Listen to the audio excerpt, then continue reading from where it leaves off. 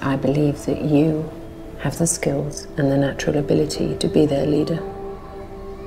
In fact, I'm counting on it.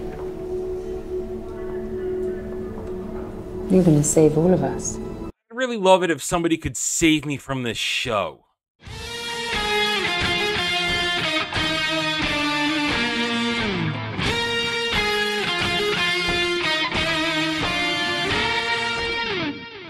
Howdy, y'all. I'm Adam, the Renaissance Nerd, and welcome to my continuing reviews of Halo, the TV series on Paramount Plus. Here we are at episode 4.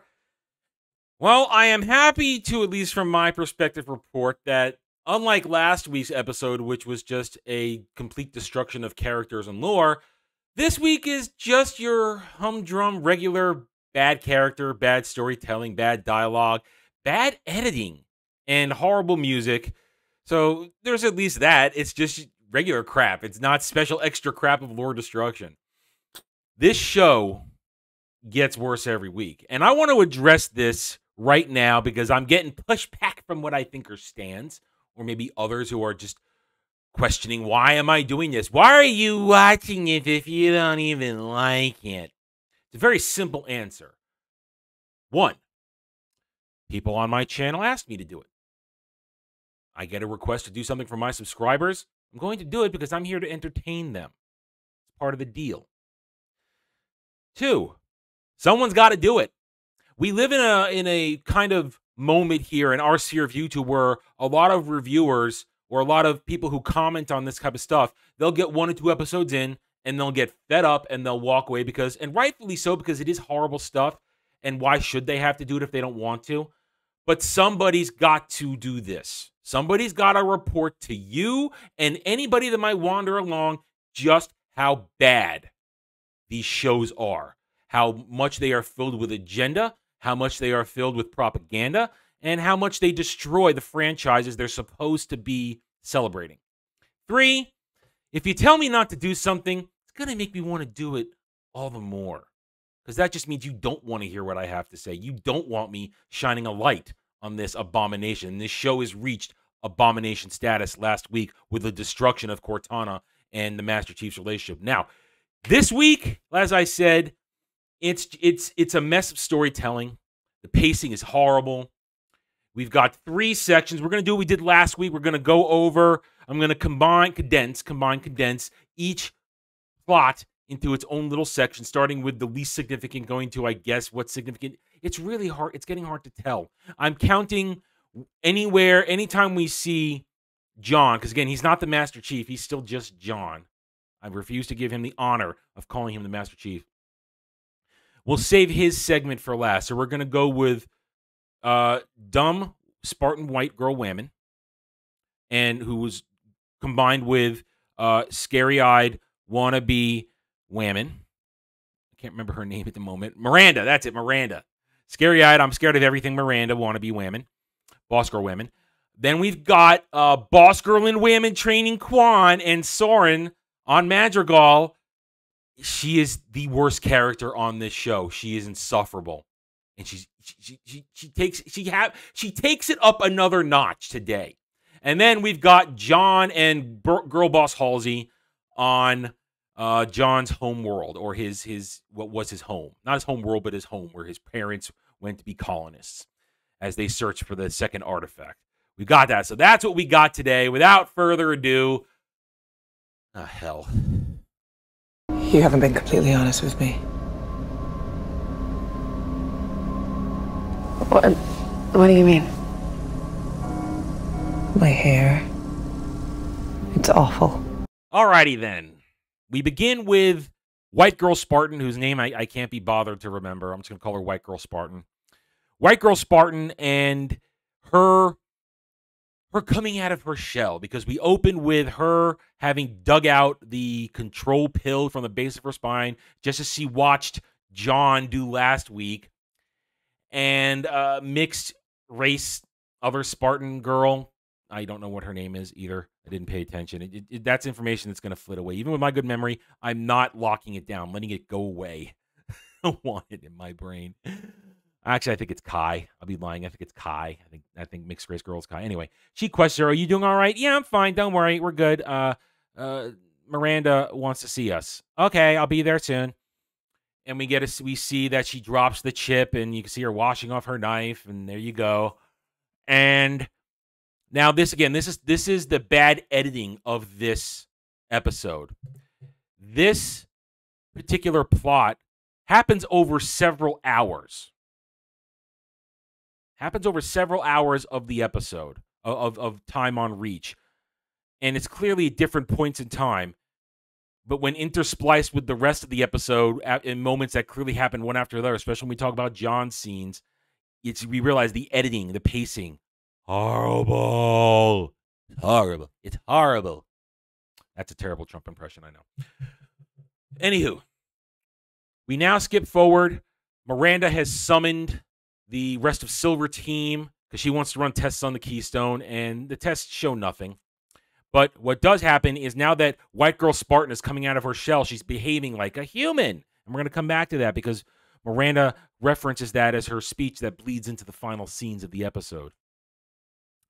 White Girl Spartan is now becoming normal, and she's doing normal things, and the world is coming alive to her. And we cut to her cleaning her sniper rifle, and she's got the cleaning gel on her fingers, and then she gets the idea to streak her hair with it. Now, I've been wondering where were the streaks of the hair that we saw in the promo trailers. Here it is. She streaks her hair with the cleaning oil gel for her rifle. Show of independence, I guess. I'm a girl whammon now that I've got a streak of color in my hair. We're going to come back to this. We will. I showed you in the opening clip. This show passes the Bechdel test, folks.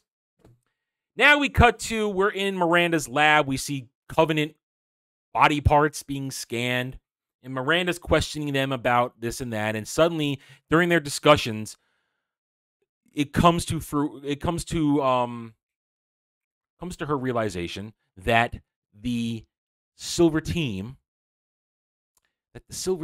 has so much experience with the Covenant that they speak. They've heard Covenant speak for years, and then she can use that to translate the messages that they got from the last episode. And at the same time, she's startled that these are people of a sense, that they aren't simply complete robots. They have stories and feelings, and some now. And White Girl Spartan's having desires, and it's striking Miranda. It's putting her off a little bit. And clearly more time passes because then the other two Spartans have left the lab, and it's just Miranda and White Girl Spartan in the lab. And they're going over this thing. They're piecing together the conversation. And eventually, again, more time passes because now White Girl Spartan's out of her armor as they're sitting there conversing. And White Girl Spartan goes, as I see on the clip, she goes, "You're lying to me." Miranda's like, we get scared. Miranda, look, what are you talking about?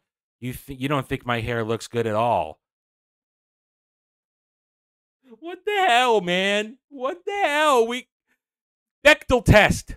Two girls talking about something that doesn't involve men. Bechdel test, folks. Agenda. They just put that in there so they can have their giggly girl time. Look, we're having girl time.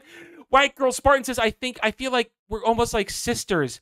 And then Miranda gives this speech about how her mother, Dr. Girlboss Halsey, doesn't look at people like humans and how that's bad. She looks at, and this is her speech that kind of fades over the final scenes of the episode, of how Halsey, Girlboss, looks at everything as data. She doesn't look at things as humans. She doesn't like when things don't follow her preordained version of things. Meanwhile, the whole time, White Girl Spartan's looking at her longingly. There is a look of longing there, and I think Miranda's like, I see you looking at me. I think they're laying the groundwork for girl love. Yeah. There you go. Let's just get that in there because these characters have nothing to do. And that's it. That's all we got for these guys. That's their entire thing. White Girl Spartan awakening her emotions. Miranda questioning them, realizing that they're people, reminding them that Halsey is evil, and then making sure they have a Bechdel test conversation about hair.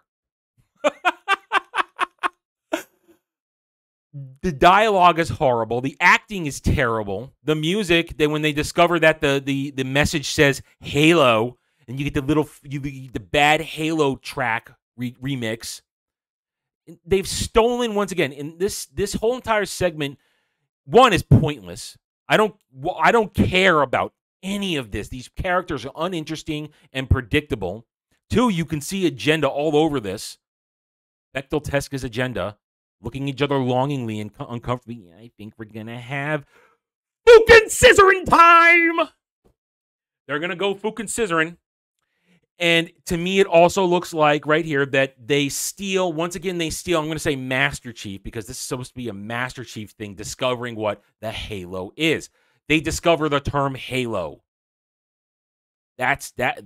Gotta have powerful women discover the crux of everything. Can't be the Master Chief. Can't be our actual hero discovering the crucial piece of information of this show, of the Halo. The whole thing is called Halo. Nope. Can't have that. There you go. This section serves as agenda. It serves as whammon doing whammon stuff and stealing thunder from the Master Chief. All right, on to Quan. Oh my God, no. You couldn't get us any closer. You may be paying the bills, but we're gonna do this my way. I made a promise to John to keep you safe, and I plan to honor it. Quan is easily the worst character in this show because she's an insufferable, know-it-all little cow-mouthed bitch. I know everything better than everybody. I'm going to talk down to all the adults because I'm 16 and I know better. And the story pumps that up stupidly without any reason. Again, this is where the really bad storytelling of the episode comes into play. So Quan and Soren arrive on Madrigal. From the moment we get to them, she is constantly talking down to him. All the time. You better do what I say. I'm going to pay your money. And to Soren's credit as a character, he basically said this to her, shut up. I'm going to do what I want. You're not going to stop me. Shut up. That's about the best thing in this episode is Soren.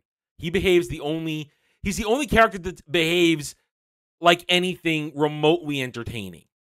Anyway, we get into the city and it's under control by evil, patriarchal, white warlord man. And Quan immediately, her whole thing is, I need to find my loyal father's generals who are loyal to my father, and it's this, and they'll rally to me. They'll rally to me because I'm so special.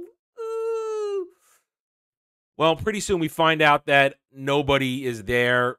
She finds some dude selling something. Oh, you remember me? You're a friend of my father's people. And he's like, dude, we can't talk here. You're stupid. Shut up. Don't talk in public, you moron. We'll talk later. And then we see a wanted sign for her. Why is there a wanted sign for her? She's 16 years old and has no actual power. She admits later that her aunt controls the money of the family. She was not a commander. When we first meet her in this show, she's off getting high with her friends, talking about leaving the planet. She never cared about her father's cause. But now it's her sole purpose for living. The revolution must continue. Hey, does that sound familiar, folks? The revolution must continue. Rise up. Ugh. We move along. She's told to come to the wake, the prayer session for her dead father, and she finds one of her father's remaining generals. Of course, it's his best general, an old, fat, out-of-shape woman of color was his best general. Why aren't you doing this? Where's the resistance? I want to help. I know what to do. And that overweight old woman of color general says, well, Quan, there is no resistance. It's over. After the Covenant, everybody's scared, and evil white man, patriarchal warlord is offering protection to us, so people just want protection. But we have to resist. After the dream, it's just, you're all cowards. You're all cowards. And then, of course, here come the Gestapo.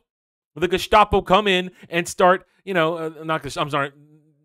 Well, they start beating everybody up. And you get a moment of, this is the entire action for the show. Everything on Madrigal is all the action we get for the episode. It's Quan and it's Soren. Soren kicks a little ass. We give Soren credit for kicking ass. Better if it was Master Chief, but hey. And so continues Quan.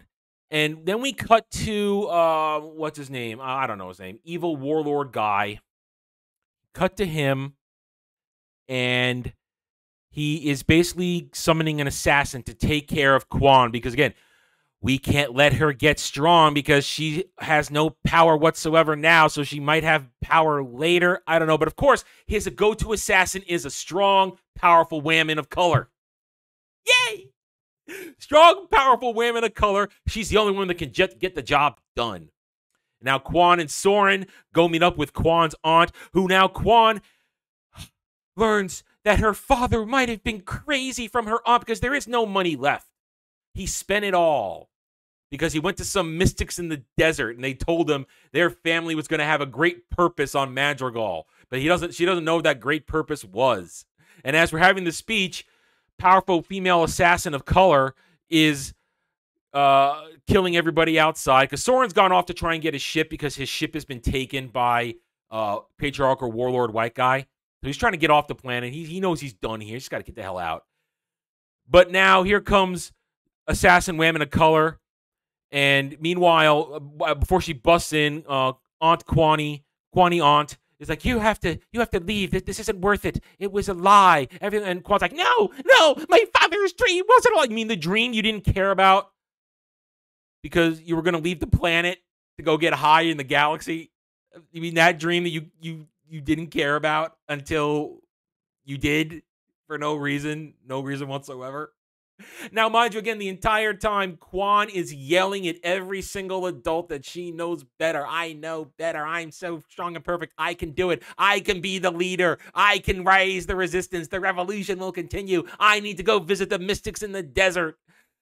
Well, assassin lady of wham and color breaks into the room, kills her aunt, and she's about to kill Quan, but here comes Soren, and Soren chases her off, shoots her in the shoulder, and she does some gymnastics down the side of the wall, and she runs away. Damn you, Thorin. And here comes more Gestapo SS, and there's a nice little motorcycle chase, and Soren gets her out of there, and now they're I assume they're going to go into the desert to look for the mystics, because that in there. And then Soren's going to be like, we need to get off the planet, and next episode, I guarantee Quan's going to be like, no, I need to go to the mystics, because I need to know my destiny. I need to fulfill my father's dream for my family. Freedom, revolution. That's what it's going to be. And there's Quan. There's Quan's arc for the episode. Bitching at adults that she's better than everybody. Horrible dialogue, horrible character interaction, more strong women of color that can just take people out because the best assassin on Madrigal is a strong woman of color. And Soren, he does the best he can. I don't know. This is a dog shit mess. It's horrible. And it only gets worse with John's segment. Actually, the human eye is not capable of perceiving subspace. What you think you are seeing is in fact a 10-dimensional Mobius navigation equation with evolving exit and mass-shadowed spacetime. You're ruining it. You're ruining it. Yeah, you're ruining it. That line right there, which is at the beginning of this episode, after I have a little flashback to John in training and him being talked up by Halsey to feel really good, that line says everything because he's quoting the worst character in the show. Quan, remember in beginning episode 2, oh, you're ruining it by talking too much about the beauty. You're ruining the beauty of slip space. Shut up. Shut up. Shut up. You're ruining it. Where is the Master Chief? Can the Master Chief please stand up? Oh, you can't because you're not in this show. This is John. This is not the Master Chief. We find John, Girl Boss Halsey, Cortana, and crew on the way to John's, what was once John's home planet, where his parents were the head of the colony, the Reach for the Stars program, whatever the hell it was called, I don't remember. They finally get there, and right away, we're going to land. Okay, putting on my helmet. Okay, we've landed. Off comes my helmet. You just can't leave it on. Long story short, they go to his house. They dig up a they dig up a crate that's got his childhood drawings of the artifact, and they're trying to analyze it. But no, John's like, that's not going to be it. Let's go into the house and look around. And he convinces Cortana to do a scan of the house so he can see it how it once looked. But she can wire it through his HUD of his helmet. So the helmet goes back on, but then they make it, they take away the strength of it, the imposing nature of the helmet, because then you get Iron Man-esque within the helmet view throughout the rest of the scene. It's just, they've destroyed the Master Chief's mystique. Even when he puts the helmet back on, it means nothing now. I mean, all the while, Halsey is, of course, now looking nervous. She's nervous that his memories are going to impede her control over him. She's warning him. And now, of course, while going through the house, John remembers things. He has memories of the drawings. His father didn't want him to see it. And at one point, there it is. His little boy self is huddled over it. And John goes, "Can I see?" In a really cringe close-up within the helmet. And of course, the little boy lets him look, and that helps John remember. But he just keeps walking around the house, and at one point, he gets a memory of Halsey in the house. Not on Reach, but in the house. And now he's questioning her legitimacy as a friend. And Halsey is, of course, now not liking John's continued emotional growth, even though they need it to get to the artifact. And it's all bad, bunch of bad schmaltz. And eventually, John leads them out with his helmet off some more. And then helmet goes back on. Helmet off, helmet on. You know, that's the spin. A lot of talking about feelings. A lot of talking about this and that. You know, because, hey, this is a CW show after. Oh, no, wait, no. It's supposed to be a Paramount Plus show. But it's still a CW show. Talking about feelings, talking about this, talking about that.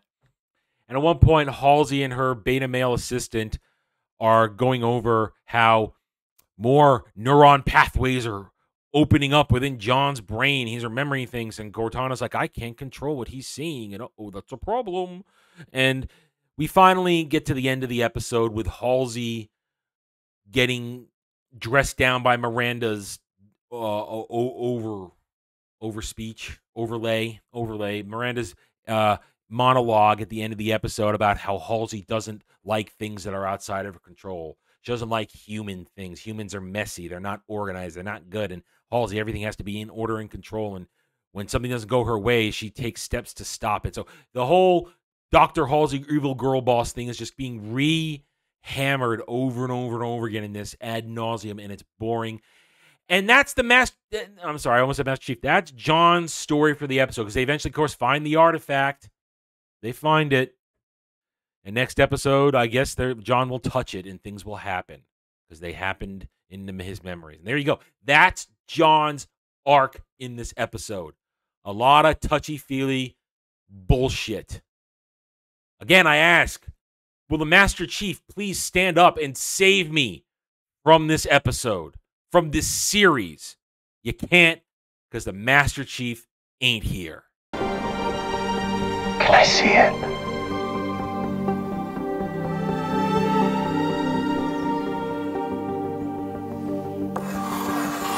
Let's review, shall we?